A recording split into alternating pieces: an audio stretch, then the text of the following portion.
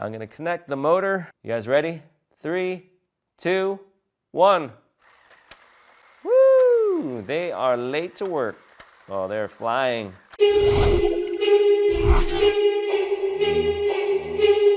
Hey guys, it's DT back on the channel with another building set. Today we're taking a look at this thing right here. This is the Mega Squid Game set from Mattel. I guess it's part of their Mega Bloks line, although it looks like they just go by Mega these days. If you guys aren't familiar, Mega Bloks is a LEGO-compatible building toy.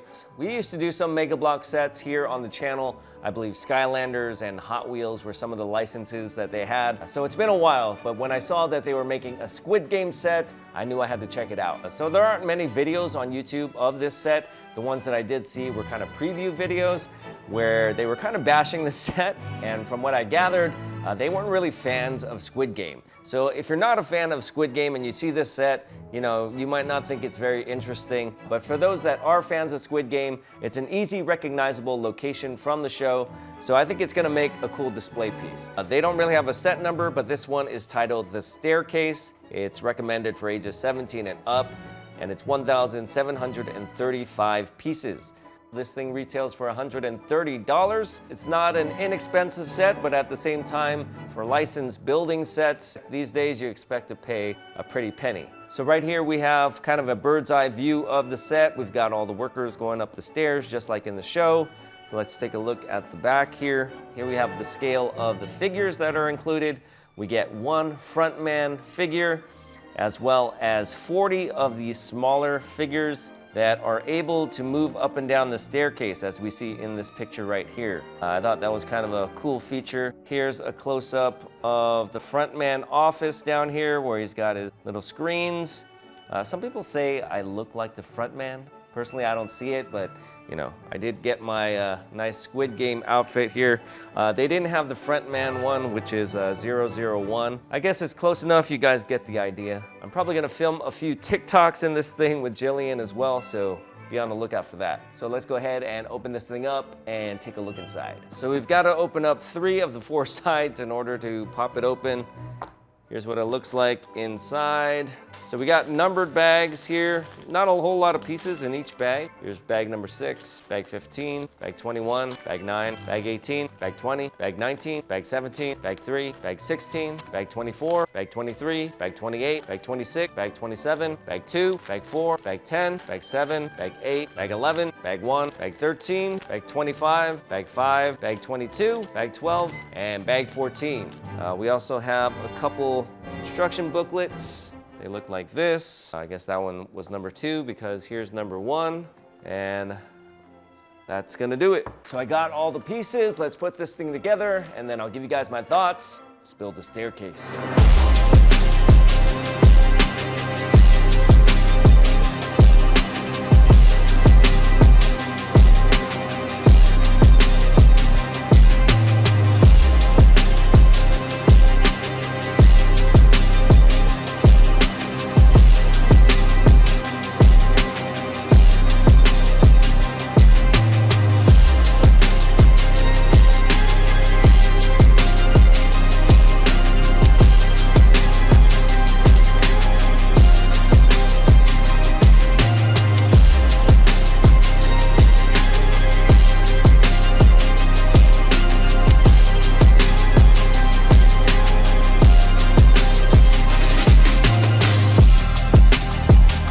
Okay guys, so here it is, the completed Mega Squid Game staircase. This is a pretty cool little set, nice and colorful. The build wasn't very difficult. There are some repetitive elements, such as these little archways, a lot of these step elements, but the final build looks pretty clean. Everything is nice and smooth.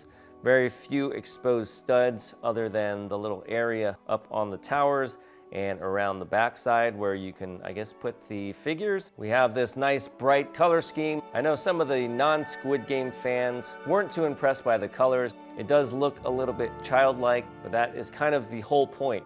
It does have a very cool action feature, which I will show you guys in a bit. The set itself is a little bit on the smaller side, but it makes it easily displayable on any desk or countertop. But the inspiration behind the staircase in the show was actually from this piece of art from Dutch graphic artist MC Escher. It's titled Relativity, and it's meant to create a feeling of surrealism. He later created a piece called Ascending and Descending, which looks very similar to the setup right here, where we have these people kind of going up and down these stairs. But if you follow it around, you'll see that it's pretty much never ending. So down here on the bottom, we have this nice kind of bluish gray tiled floor. We have some unique patterns going on here with the tiles. It's not just the same repetitive tiles over and over again. We have some longer, some shorter, some thicker. So it gives a nice variety to the actual floor of this thing. Down here, we have the circle, triangle, and square representing squid games. We have the steps leading up to this first section. There are some Easter eggs around this thing as well. Right here on the sides, down here on the bottom, we have the blue and red folded pieces of paper that are used in the game Dokji. And then right behind that, we have the little card, which is kind of the invitation to the games themselves. Then if we swing it around here to this side, we have the front man and his little office. He's got 2 monitors where he's checking out these workers going up the stairs. It might have been cool if we had an actual game being played here. You know, maybe they didn't want to get too violent. The whole little desk area is easily removable. It's just held in place by this one jumper. He's got a keyboard, a little mouse, as well as a little nameplate up here in front that says Frontman. And all these pieces are printed. There are no stickers, which is nice. We also have this little switch out piece in, I believe, French that says the masked agent, so maybe that's what he's called over there. Then we have the front man figure himself. So these figures, you know, they're cool. I'm a Lego minifigure guy. They do have a little bit more articulation. There are ball joints on the elbows and shoulders. They have knee joints, hip joints, so there are a lot more ways you can pose them than you can a standard Lego minifig. The minifigure itself is a little bit plain, being that he's all black, but he does have this kind of flexible bottom part of his jacket. He does have a nicely sculpted mask, and he also comes with this little remote control. He does also come with this piece right here. I'm not really sure where it goes. Maybe I missed it in the instruction booklet, but if you know where this piece goes or what it's for, let me know. I think it's some kind of switch out part, but I'm not really sure. Speaking of switch out parts, up here on the top, we have the Squid Game logo. We also have these 2 options. One, I believe, is the logo in Korean, and the other one is the logo in French. And then before I forget, right above the front man, we have this little graphic here on 2 big tiles of the games themselves. And these are the games from season 1. In case he forgets which game he's on, he can look up here for reference.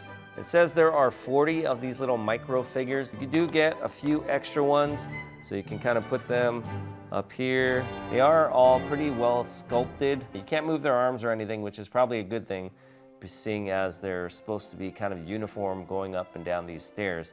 The ones that are actually going up the stairs are positioned a little bit different than the ones down there, in that when you put them in, they're kind of going at an angle. So you can't place these guys anywhere. The little holes here are a little bit too small. So now let's get into what I like to call the action feature of this set, and that is activated by rotating this little handle right here. You just turn it counterclockwise, and as you can see, these guys are going to work. Pretty cool. There are 3 different sections that you have to build. This guy right here is the first one. The workers just kind of go around in a circle, and then the second section is right here, where the workers are going up the stairs. It's kind of a continuous escalator. So these guys go up on this side, go upside down while they're going back down, and then reappear out of the doorway. You can actually see them going upside down if you remove this little sign, which reveals this part, and you can kind of see them going upside down. It kind of ruins the illusion when you do that. That's how it's done, nonetheless.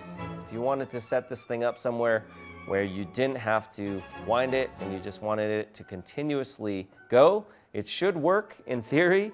I actually pulled a Lego motor right here, so I'm gonna try it. I haven't done this yet. This motor might be a little bit too powerful. These guys should be walking up kind of at a slower pace, but I think this thing goes pretty quick. So we're gonna pull out the handle, just like so. Make sure this thing is still engaged here. I'm gonna connect the motor, like so. I should probably build something so the motor doesn't just flip around, but I'm just gonna hold it for now. All right, and then I'm gonna hit the button and we're gonna see what happens. I think it's going in the right direction, but here we go. All right, you ready for this? 3, 2, 1. Woo! They are late to work. Oh, they're flying. Woo, look at them. So you can definitely hook this thing up to some kind of motor, probably a little bit slower than this one if you want it to look natural. So what are my thoughts on this thing? Really cool set if you're a fan of Squid Game. Obviously, if you're not, this is gonna be kind of like, what is this thing? Why are there all these little guys marching off to work in this pink and green and blue contraption? But if you're fans of Squid Game, this thing is really cool. I'm gonna put this thing on my desk. But there you have it. Let me know what you guys think in the comments down below. Stay tuned. I've got some more Lego sets. I think Evan's actually going to make some other videos on this channel as well before he goes back to college. So stay tuned for that. Thanks for watching, and we'll see you guys next time. Bye-bye.